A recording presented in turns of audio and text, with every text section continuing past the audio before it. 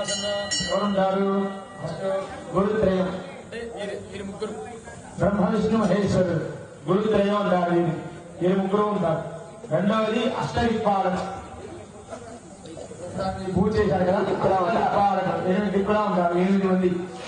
భాగంలో ఆగ్నేయ భాగంలో, తర్వాత వాయువ్యం, దక్షిణం వాయువ్యం, పశ్చిమం వాయువ్యం, ఉత్తరం ఈశానం.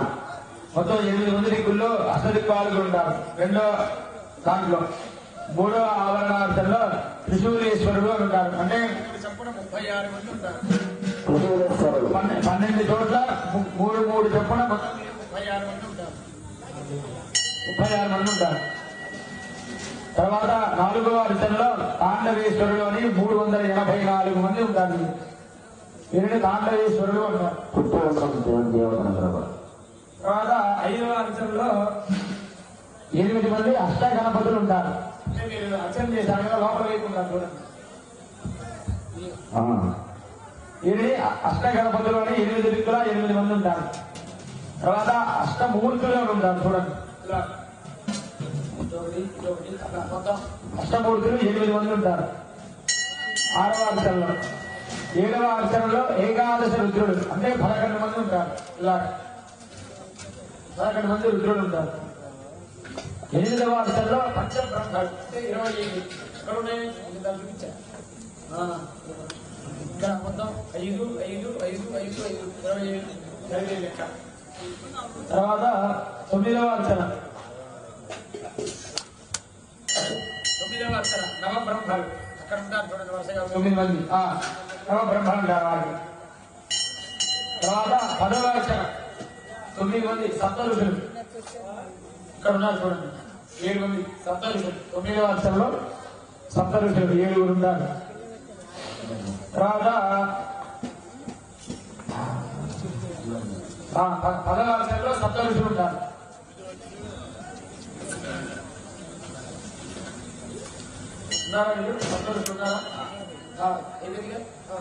ఇప్పుడు 11వ అర్చనలో శతారు ఇక్కడ ఉంటారు. 12వ అర్చనలో దక్షిణామూర్తి ఉన్నారు.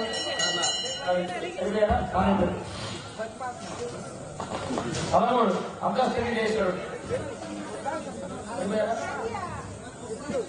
14 గౌరీ అమ్మవారు.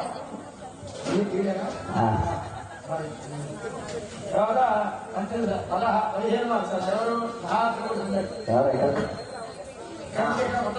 కాదు మహాత్ముడు సుందరి అంటారు. 16 అది మహాలింగం.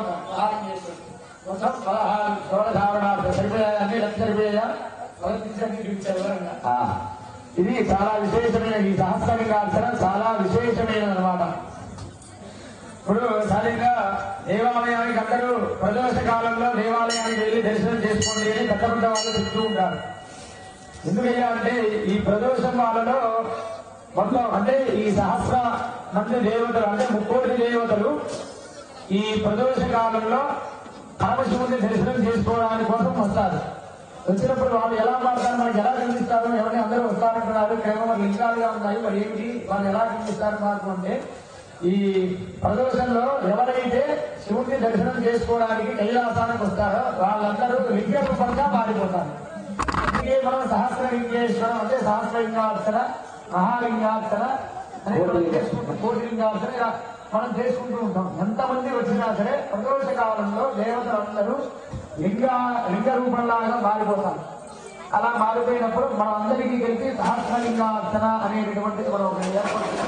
అది చేస్తే 30 దేవతలందరికీ కూడా పూజ అర్చన చేసిన అటువంటి ఫలితాన్ని మనం పొందిన వాళ్ళం అవుతాం. అలాగే 7 యాగాలు చేసినటువంటి ఫలితాన్ని మనకి అర్పిస్తారు.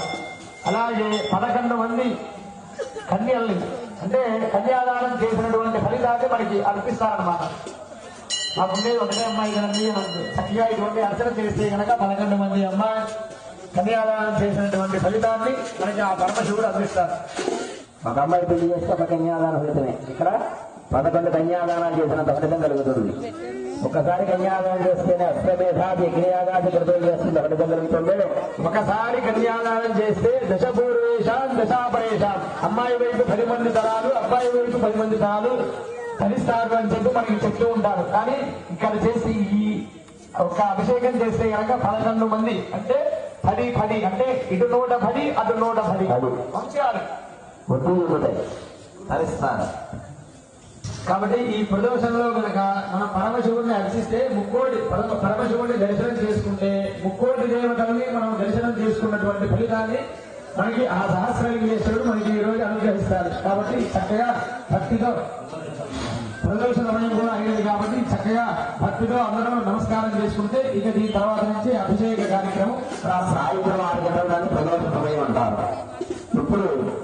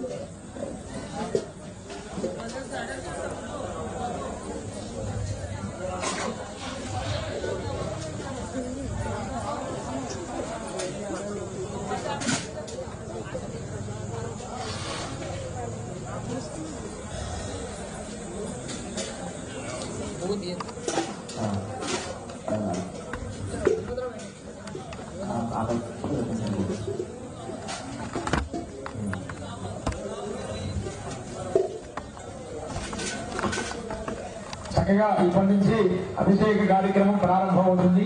ఫస్ట్ పంచామృతాలతో అభిషేకం. ఓం ఇది క్షీరం క్షిప్యా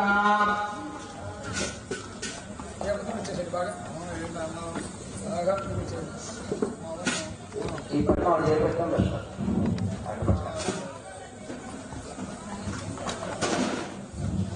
ఓం ధ్యానము ఓం నాభాదాలహస్తరాండవర బ్రహ్మాండాయేశ్వరం దేవస్వామిగమౌయ పూర్ణేంద్రనామలే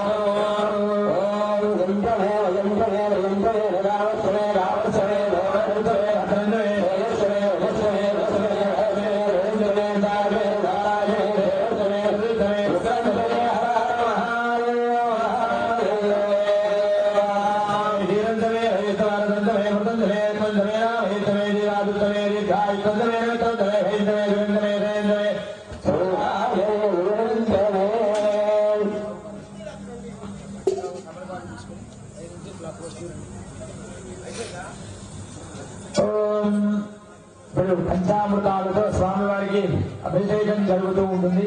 మొదటిగా ఆవు పాలతో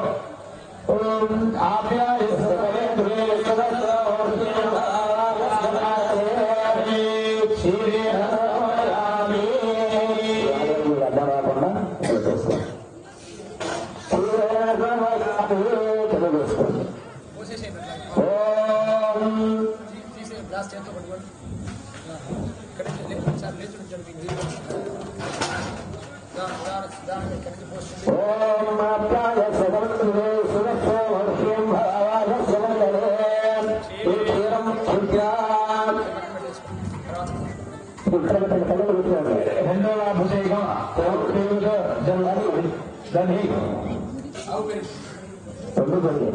ఓం